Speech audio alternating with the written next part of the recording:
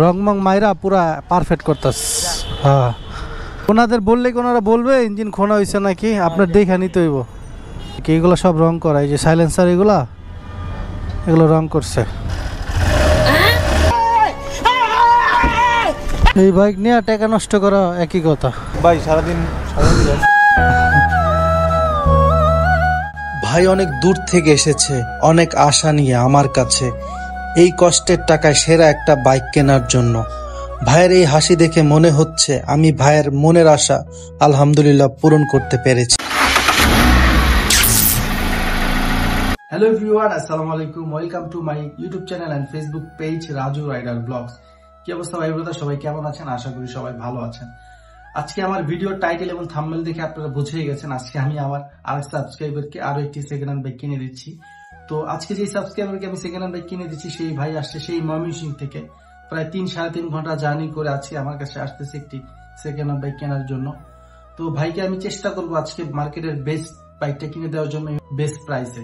তো ভাইয়ের বাজেট হচ্ছে 1 লাখ টাকা। তো 1 লাখ টাকার মধ্যে আজকে কি বাইক পাই, আপনার এই ভিডিওটা সম্পূর্ণ দেখতে থাকুন। আজকে 1 লাখ টাকার মধ্যে আমি কি বাইক পাই ভাইয়ের বাজেটে, সেটাই আজকে আপনাদেরকে এই ভিডিওর মাধ্যমে দেখাবো। আর খুঁটিনাটি অনেক বিষয় তো বলবোই, যেটাতে আপনারা অনেক হেল্প হন সেকেন্ড বাইক কেনার ক্ষেত্রে।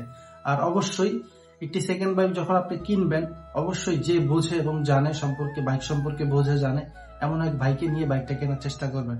দেখেন, বাইক যারা কিনে তাদের অনেক কষ্টের টাকা, মানে বিশেষ করে যারা সেকেন্ড হ্যান্ড বাইক কিনে, অনেক পরিশ্রমের টাকা, এটা অনেক কষ্টের টাকা, অনেক ভাবে টাকাটা ম্যানেজ করে তারপর একটি সেকেন্ড হ্যান্ড বাইক কিনে।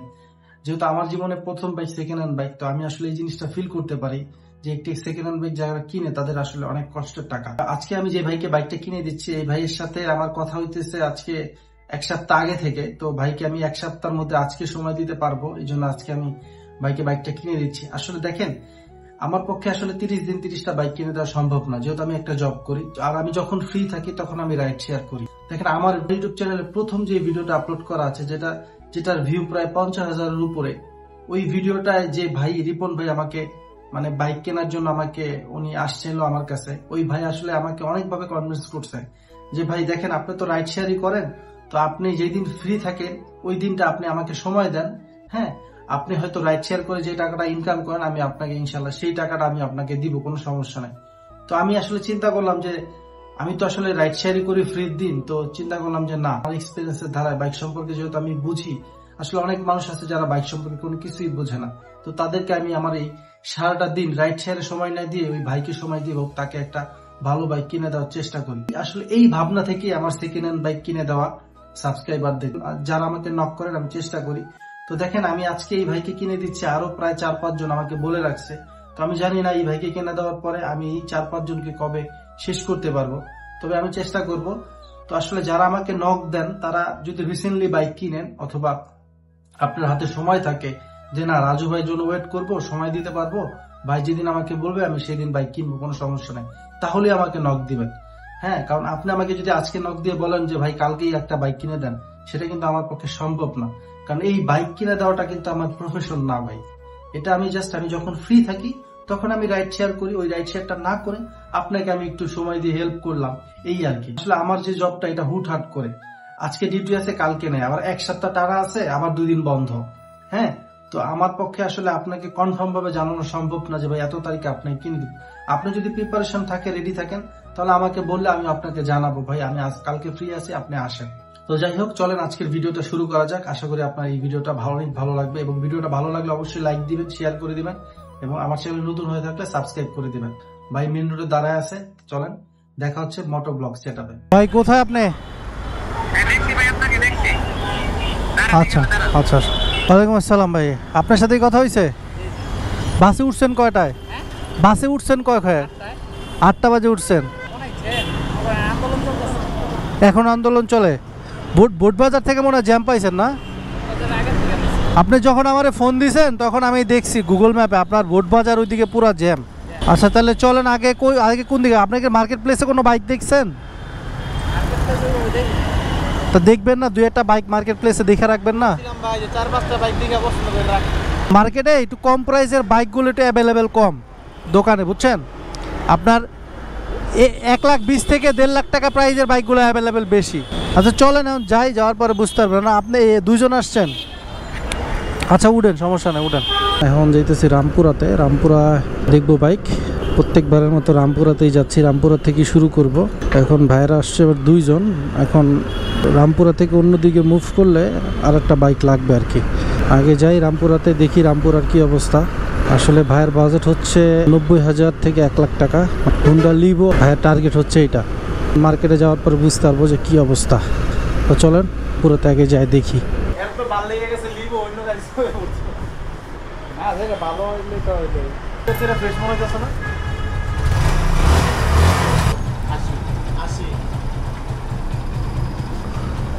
ইঞ্জিন গামে এটি কেমন যাবো না ভাই। এই বাইক কিনলে পরে রাজা বাক্স হয়ে যাওয়া লাগবে। বাইক কিন্তু পুরো ফ্রেশ, সুপার ফ্রেশ। এগুলো কিনুন যাবো না, বুঝেন নাই? টাকা দিয়ে কিনবেন ভালো জিনিস। এটি তো পছন্দ হয় না, এটির দাম জিগায় লাভ নাই।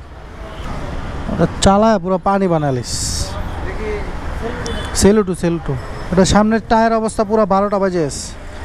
সামনের টায়ার চেঞ্জ করা লাগবে।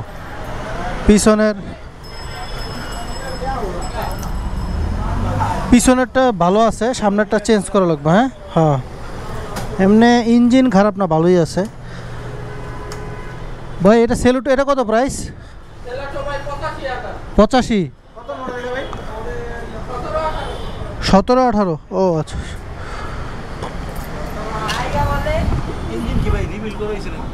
না 17-18 কন্ডিশন, কিন্তু চাকা সামনেটা চেঞ্জ করা লাগবে। না ইঞ্জিন খোলা হয় নাই। না ইঞ্জিন ঠিক আছে। এই বাইকটা সবকিছু ঠিক আছে, কিন্তু আসলে সামনের টায়ারটা একেবারেই চলবে না, এটা চেঞ্জ করতেই হবে সাথে সাথেই। তো আসলে ভাইয়ের পছন্দ হচ্ছে লিভো, আমরা লিভো খুঁজতেছি, তো এটা আমরা স্কিপ করলাম। রংমং মাইরা পুরা পারফেক্ট করতেছ। হ্যাঁ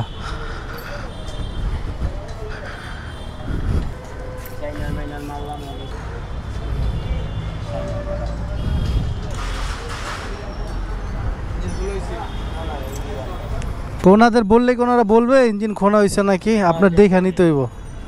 এগুলো সব রং করা, এই যে সাইলেন্সার এগুলো রং করছে। এটা তো বুঝছি ভাই, এটা তো আর কিছু কইতেছি না, কইলাম আর কি। মানে বডি ফ্রেশ আছে।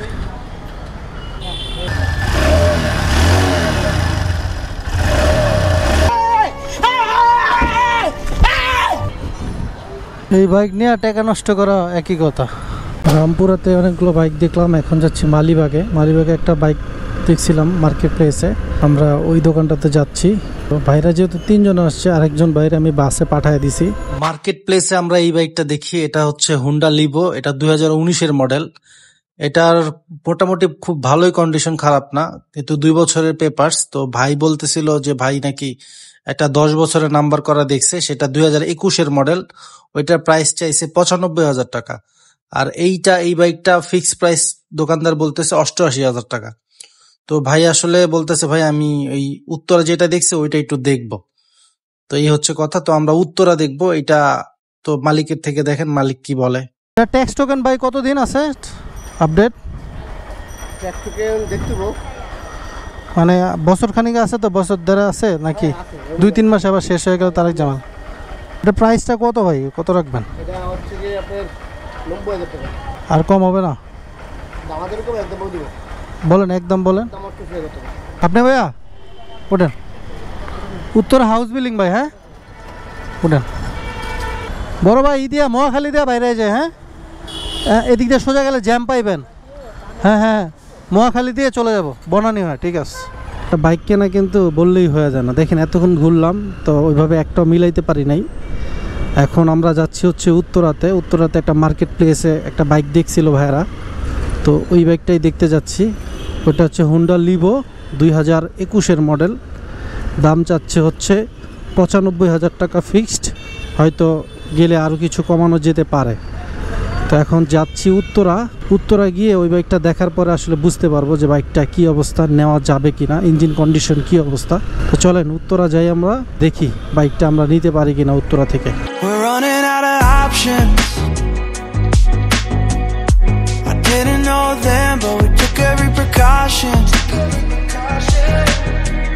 Now you're holding back, but I can hear the pain underneath your breath.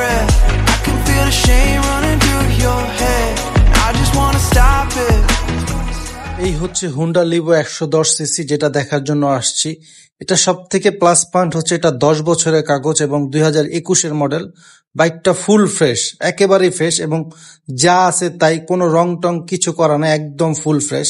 আসলে এইটা আমার দেখে ভালো লাগছে যে না, আসলে বাইকে যা থাকবে তাই স্টক।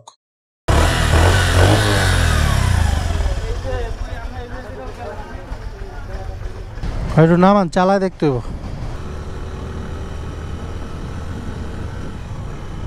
মোটামুটি ভালো আছে, ফ্রেশ আছে, ঝামেলা নাই, স্মুথলি গিয়ার শিফটিং হইতেছে। যদিও ক্লাসটা একটু টাইট, এই ক্লাসটা একটু টাইট আছে, এটা একটু অ্যাডজাস্ট করতে হবে। এমনি আলহামদুলিল্লাহ সবকিছু ঠিক আছে। আলহামদুলিল্লাহ আমরা ফাইনালি 93,000 টাকা দিয়ে এই বাইকটা নিয়ে নিচ্ছি। এই বাইকটা 10 বছরের পেপারস এবং খুব ফ্রেশ একটা বাইক। আসলে আমরা 85,000, 80,000, হ্যাঁ, অনেক বাইক দেখেছি, কিন্তু আমি চেষ্টা করছি মার্কেটের সব থেকে বেস্ট প্রাইসে বেস্ট একটা বাইক নেওয়ার জন্য। তো এই বাইকটার কন্ডিশন আসলেই খুব ভালো। আপনারা একটু দেখেন বাইকের কন্ডিশনটা, দেখেন যা আছে জেনুইন, কোনো রং টং কিচ্ছু না, একদম যা আছে জেনুইন। ভাই সারাদিন ভাই অনেক দূর থেকে এসেছে, অনেক আশা নিয়ে আমার কাছে, এই কষ্টের টাকায় সেরা একটা বাইক কেনার জন্য। ভাইয়ের এই হাসি দেখে মনে হচ্ছে আমি ভাইয়ের মনের আশা আলহামদুলিল্লাহ পূরণ করতে পেরেছি। ঠিক আছে, যান তাহলে। ওকে, আল্লাহ হাফেজ, যান। ওকে ভাই, আমার কোনো সমস্যা হলে ফোন টোন দিয়েন, মেসেজ দিয়েন, ঠিক আছে? ওকে, আচ্ছা আচ্ছা, ওকে, আল্লাহ হাফেজ। আলহামদুলিল্লাহ ভাইরে বাইকটা কিনা দিয়া বাইরে পাঠায় দিলাম। এই বাইকটা কিনলাম হচ্ছে 93,000 টাকা দিয়ে, আর এই বাইকটার রেজিস্ট্রেশন আছে হচ্ছে 10 বছর, মানে 2021-এর মডেল, 21 থেকে 31 পর্যন্ত মেয়াদ আছে। বাইকটা চলছে হচ্ছে 16,000 কিলোমিটার। যদিও কিলোমিটার দেখে আসলে বাইক কেনাটা ঠিক না সেকেন্ড হ্যান্ড মার্কেট থেকে, তবে চাকা টাকা যা আছে মোটামুটি ভাই 1.5-2 বছর আরামসে চালাইতে পারবে, কোনো ঝামেলা নাই। আমার সাধ্য মতো আমি চেষ্টা করছি ভালো একটা বাইক, ফ্রেশ একটা বাইক কিনে দেওয়ার জন্য ভাইকে।